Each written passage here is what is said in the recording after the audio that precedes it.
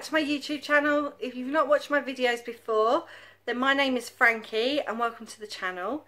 And today's video is going to be about what we did to budget for in preparation for our baby. And I do think that this video might be really useful to some people. I wish I'd come across something like this when I was pregnant with Eliza. And Jake and I have sat down and wrote down our key points that we think may be able to help some of you guys out there with preparing for a family. Now, you may be watching this with the idea of thinking, can we afford to start for a family? You know, you could be pregnant and thinking, where do I begin? How do I organise all of this? Or you might have just had a baby and it might be blowing your brain about the outgoings. So I hope this video helps some of you guys. I'm really purely speaking on experiences that we've been through recently, and the things that I did my research on to try and work out what I could do to take the financial pressure off. And I have to be honest, these small little things that I've done do seem to have made a difference, and they've definitely taken a lot of stress levels away from me. So I really hope that this video helps somebody else out there with the same sort of views.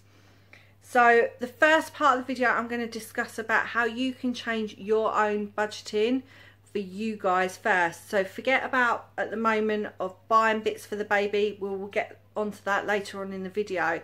We're talking about the first key points, which is your outgoings, your rent, your mortgage, your bills and such things like that.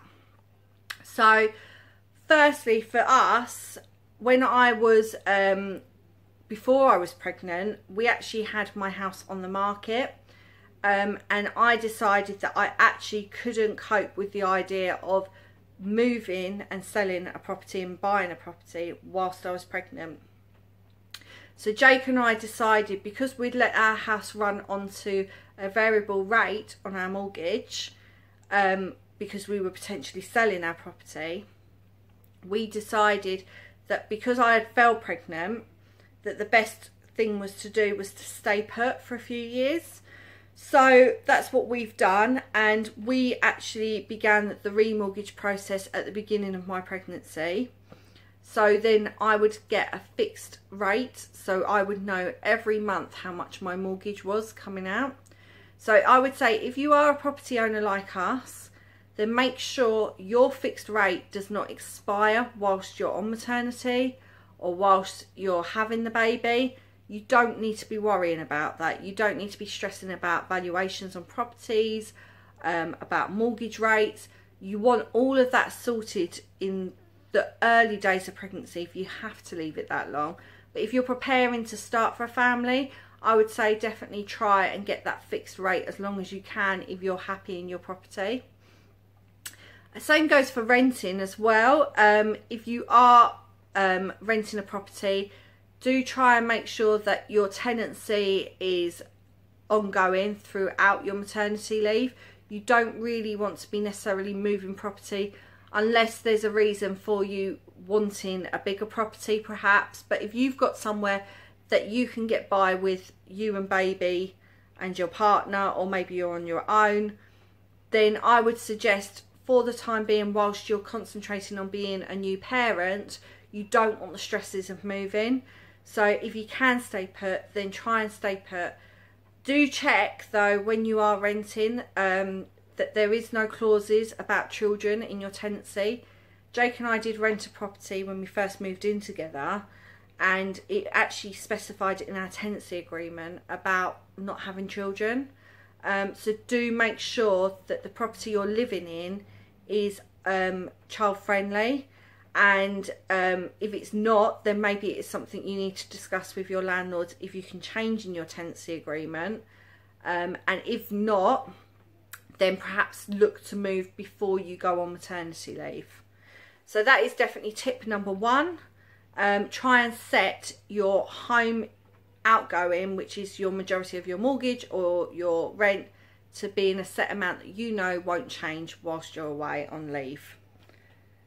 The next thing is also about, if you have any debts, to make sure you try and clear them. If you can't if you're not actually physically in a position to clear them, and you may have built debts up perhaps say on a credit card, try and get that down as much as possible whilst you're working full time, and then try and transfer it onto a loan where you've got a set amount coming out of your bank every month.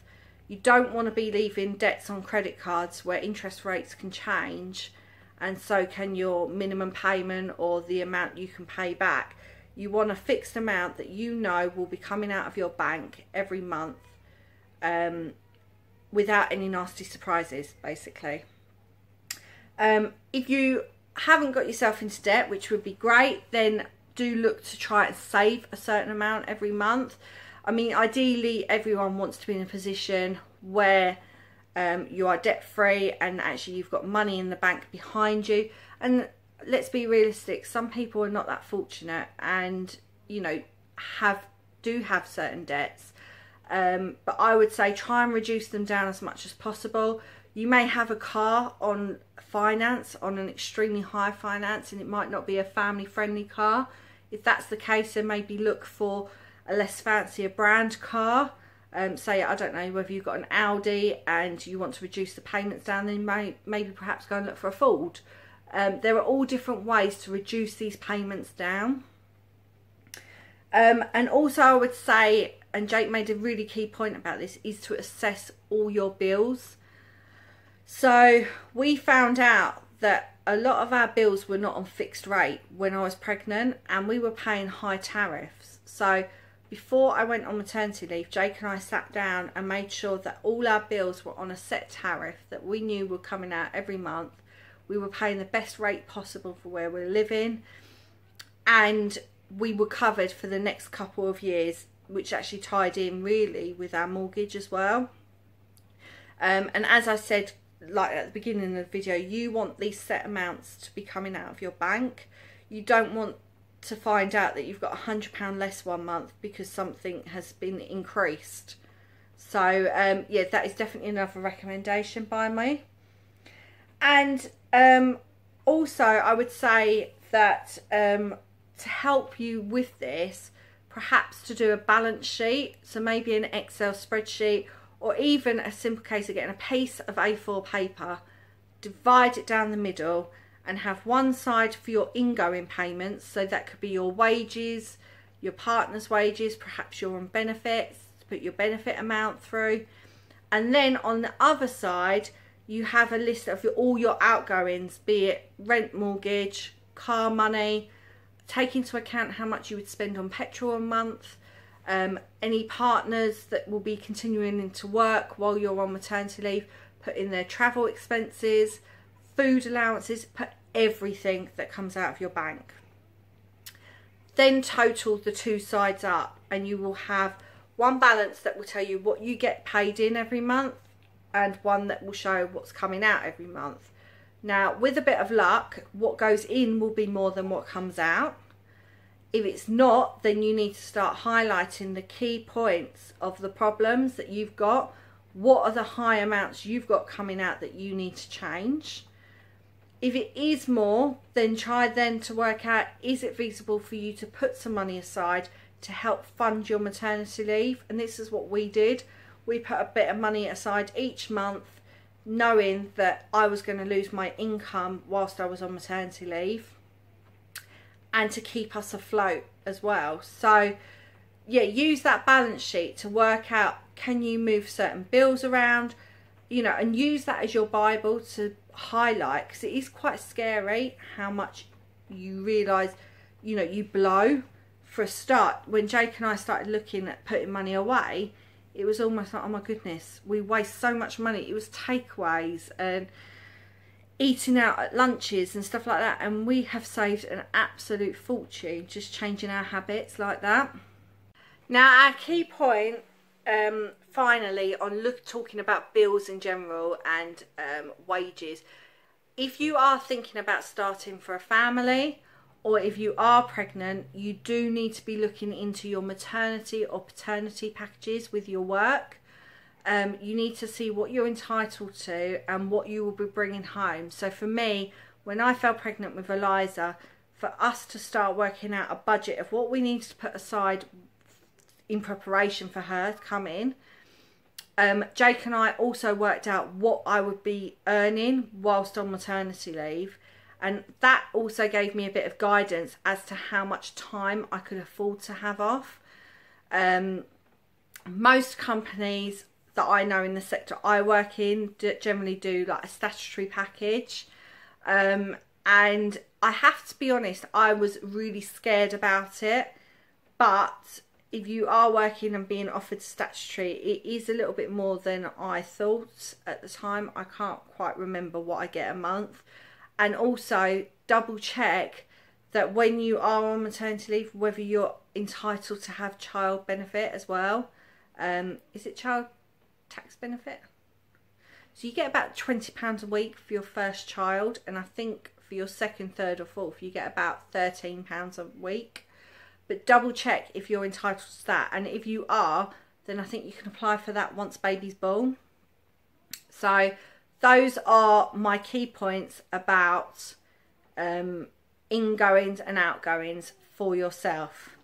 So now we're getting on to the fun bit, which is talking about baby, how to spend money on baby, what you need to prepare for, and such things like this. So I've got a few key points down here, and I am going to be flickering because there are lots to talk about. Also going to have a drink because there is, I keep going and going, don't I, with this video. So first and foremost, I love a spreadsheet. I work in the accounts department, so I'm probably a spreadsheet is like my Bible. So I personally like to do it on a spreadsheet. You may just want to do it on a piece of A4 paper. But I would suggest listing out all the key items you need for baby. So pram, car seat, cot, bottles. List all the essentials that you will need. Now, next to that, I would then put the things that you want with those. So perhaps with a pram, you may want the eye candy, or you may want the Silver Cross. And then I would put a rough estimation of how much these items are and totaling it. And then I would see, is that something that you guys can afford? And if it is, great. If it's not, look at the key points that you can tweak and say, actually, do you know what, this is going to be a lot of money for us to find. Where can we cut corners? So with luxury items, do you need those? So for myself, I had my heart set on a Silver Cross buggy, and I went into Mothercare and I tried it out about 4 or 5 times, and I was like, do you know, this is what I'm going to have. And when it came to the crunch, firstly I found that it was going to be difficult to put in my car. It didn't fit. I found it quite heavy and bulky to manoeuvre myself, to lift in and out. And I also weighed up the price of it once I started paying for the car seat and all the extras. And I thought, do you know what? I could actually use that money to fund my maternity leave and put towards having extra time off with Eliza. Now, that's not to say if you can afford or you need to save for your eye candy because that's what you want, you shouldn't have it. But for me, I actually decided when it came to the crunch, I would rather value the money to be put towards keeping the house afloat. So I ended up deciding to go for a cheaper buggy. So I actually wanted to go for a Mothercare, just a normal standard buggy. It looked very similar to a scaled down version of, say, the eye candy. And it was about £250. And I took Jake into Mothercare and said, right, let's go and get the buggy, because I was heavily pregnant at that point. And on that day, we went in and we knew it was the sale. So we were starting to look for everything because we knew Eliza was imminently going to be arriving. And I was like, we need to get these bits.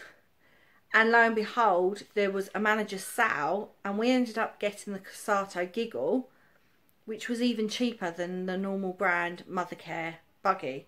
So I ended up paying £220 for my buggy, and it turns from a pram into a buggy.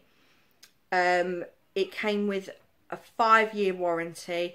It came with a lot of extras. I got my raincoat, I got my car seat adapters. It was light, it fitted in my car. And the only downside to it was because it was a manager's special, I couldn't just return it next week and change my mind. But for me, I thought, do you know what, that's even cheaper than the Mothercare one, and it's a sturdier brand. Casato is a really fantastic brand. They're very leery in their designs, but for me, I loved the fact it was a 3-wheeler, the fact I could lift it in and out of the car, and even more to the point, it was £1,000 cheaper than the original buggy I was looking at. So for me, that £1,000 stayed in the pot. So yeah, do think about these luxury items and reflect, do I necessarily need that? Also, I would suggest avoiding to buy baby clothes. Now, we are all guilty of this. When you are pregnant, we are all guilty of walking into any shop, be it a supermarket, be it your favourite high street shop, be it an online boutique, and then clicking and saying, do you know what, I'll buy that, that's cute. But let me tell you, as a mum of a 5-month-old little girl, I was inundated with clothes from when she was born.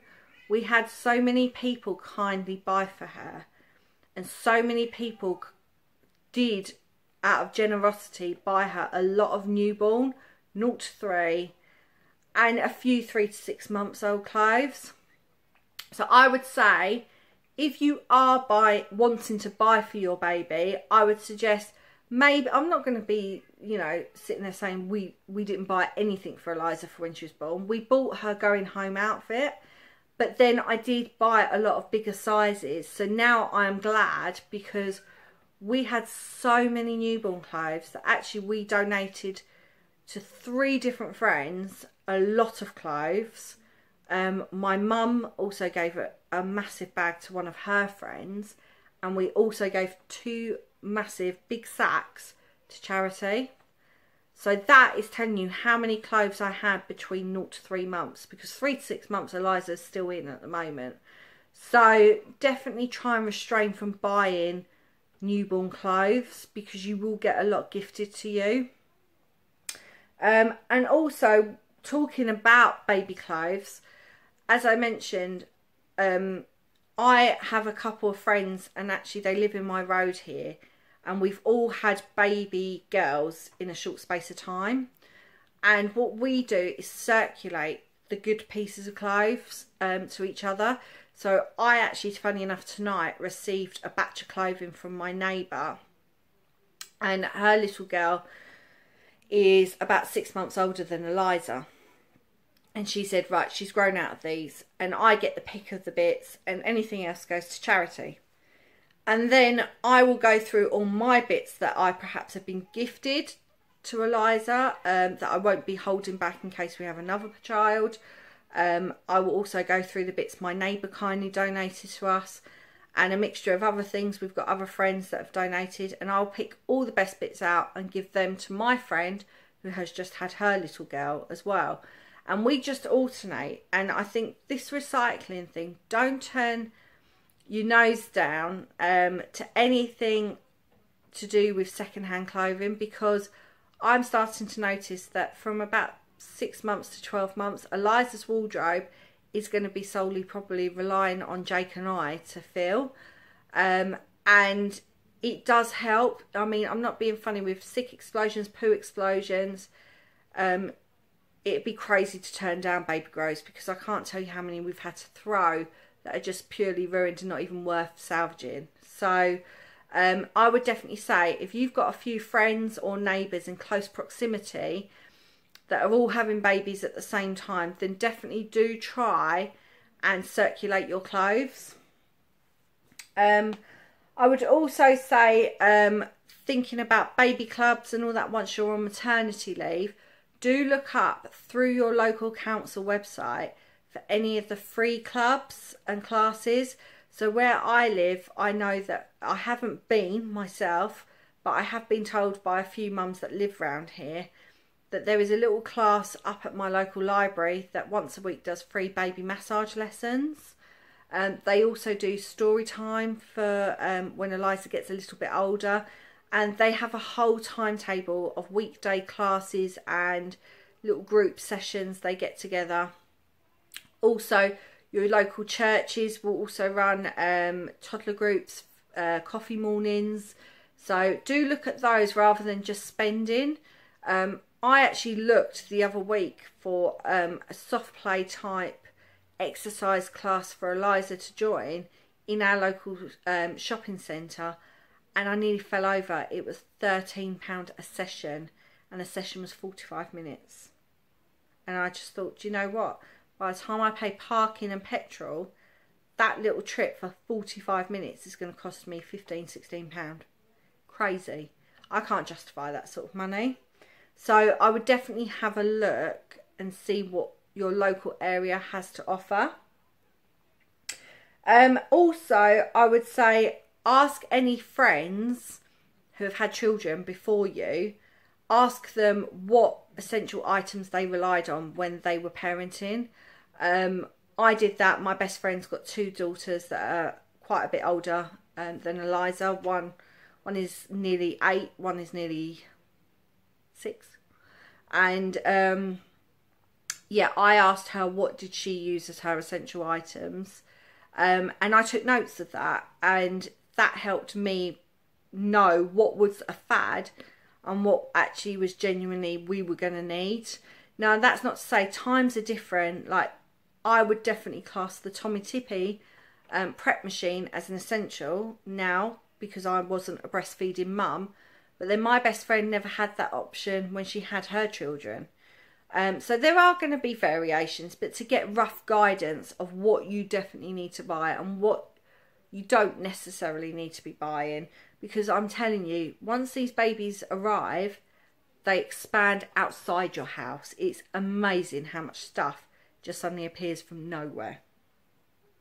I would definitely say when you're looking at your key items on your list that you need to be buying or choose to buy, that you should be using YouTube as a source of research, finding out, are these things with good reviews, do they last, are they worth the time. A friend of mine bought a seat recently for her little boy. I've done my research online because I was interested in buying one for Eliza, but they were quite expensive. And then I found out she probably only get 3 or 4 months use out of it at the most now. So for me, I didn't think that was justified money to be spent. So I actually put the money into getting her a decent high chair. So yeah, I would definitely go to reviews on YouTube. And if there is particular items that you want, so like I said, the high chair that I wanted to purchase, I actually Googled that high chair and the actual brand I wanted, and that brought up the cheapest place for me to get the product. So I wanted to buy a Mamas and Papas high chair. You would have thought it would have been the cheapest in the Mamas and Papas sale. It actually wasn't. It wasn't cheap. It was more expensive on Amazon, and it was cheaper in Argos because it was on a special sale in Argos. So I would definitely say Google the item, then find where it's stocked cheapest. Sometimes it could even be an independent baby store that could be up north or down south, and then they charge you a delivery charge, but you're still making an £15 saving. These little £10 and £15 will add up and help when it comes to being on a maternity wage. So definitely shop around. Also, like I said about my pushchair, sales. If you can hold off purchasing stuff for having a baby, wait till the sales. And sales are happening all the time because we are trying to keep our high street going. So make use of that. Mothercare have got continuous sales, and it's really sad because Mothercare isn't doing so well at the moment. but then make use of that sale. Check online, go in store, and you know, buy your items when they're reduced. These items do not disappear forever, and if they do change, there's a slight improved model. So I would say, if you're in your early stage pregnancy, you want that pushchair, wait till you've got a sale, wait till you get a discount. Don't just go and buy it because you want the excitement for the day, because you'd be kicking yourself if you see it for £300 cheaper 3 months later. Also, I would say, as a final thing, when people are asking you for gifts, what they want to get for the baby, perhaps ask for a gift voucher, or even maybe set up an Amazon wish list.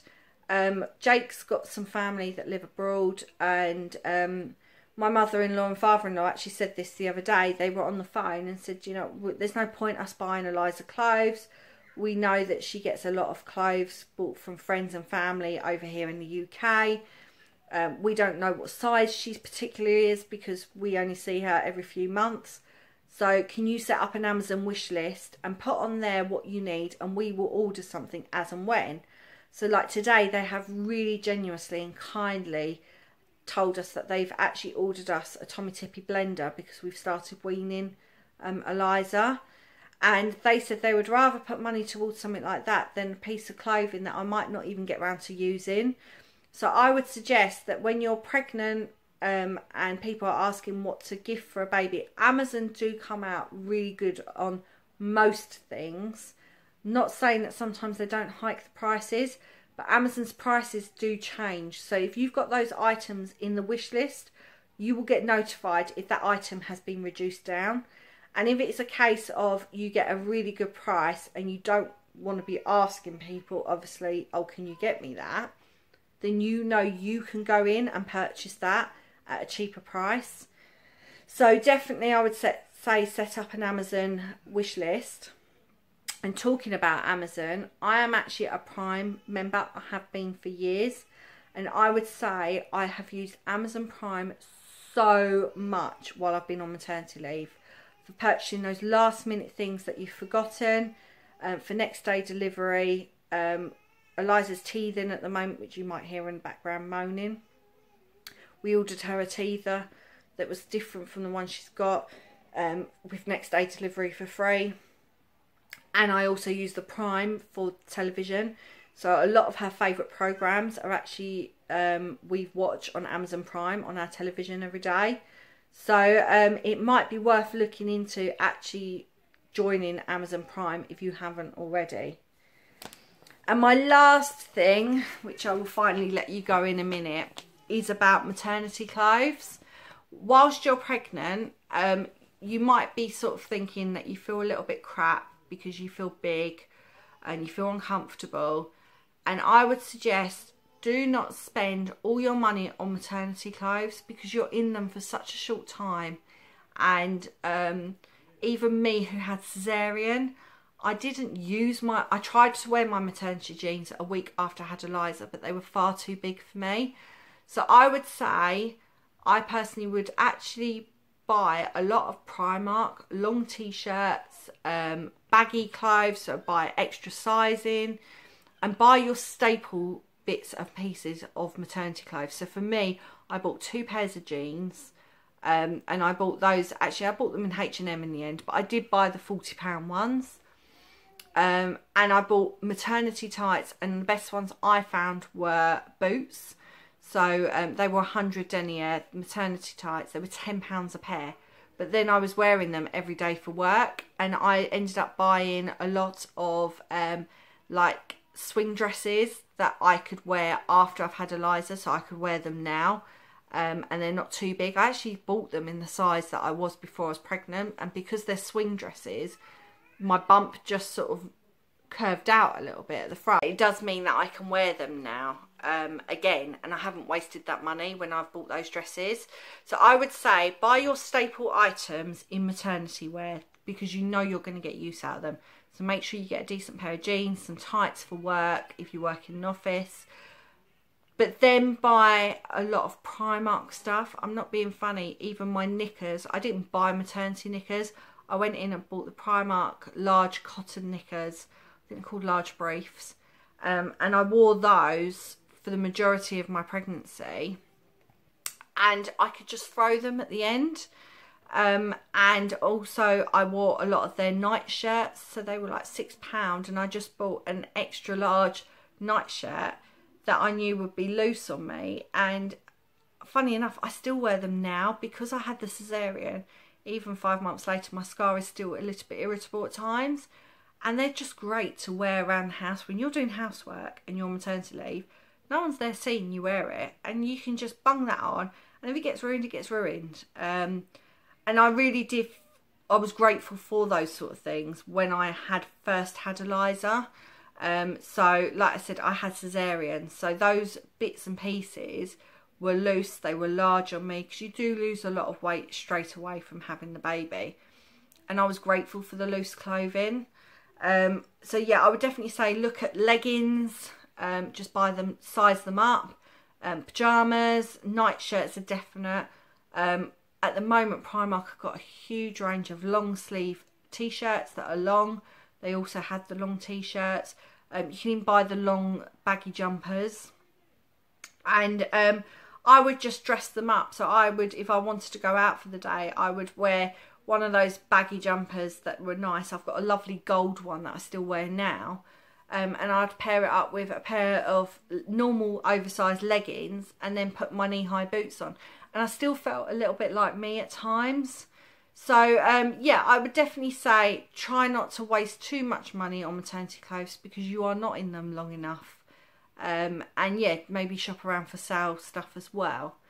And that's it, guys. So, this has been quite a long video, but I really hope it's been a helpful one to you guys. And I hope that if anyone is watching this, please do not stress about can you afford a baby. The truth is, you can never afford children. And if people were putting off in their life to afford to have children, they'd never have children. But there are ways that you can help yourself. There are ways you can eliminate the anxiety and the stress before baby comes along. And I can't begin to tell you, you know, up to a few weeks before Eliza was born, because she was premature, Jake and I was seriously still stressing financially. And then when we had everything completely sorted, as in like our mortgage had gone back onto a fixed rate, I just felt the pressure taken away from us. And I would definitely say that those were good key points, because you don't want to taint any of your happy time. Things are stressful enough as it is as a couple when you first become a family of 3 or a family of 4 or 5, you know, if you were to have twins or triplets. It's a big adaptation for you both, and you don't want to be adding to it financially with stresses. So if any of you guys do have any questions, or, you know, want to ask me what do you think about this, you know, please do private message me. You can get hold of me at Frankie IVF Mummy on Instagram. You can always drop a question in the comments box below. But if you do like this video, please, please, please do give it a big thumbs up, because Jake and I really put a lot of thought into this video. And I really do hope it helps some people out there. And if you haven't already, then please do subscribe to my channel, and that is the little red button down below. And you can also click that again for reminders, and that will let you know when I do post my videos, which is 3 times a week. So yeah, do please keep in touch on my channel and let me know if you like this video. And yeah, I'll speak to you later, guys. Take care. Bye.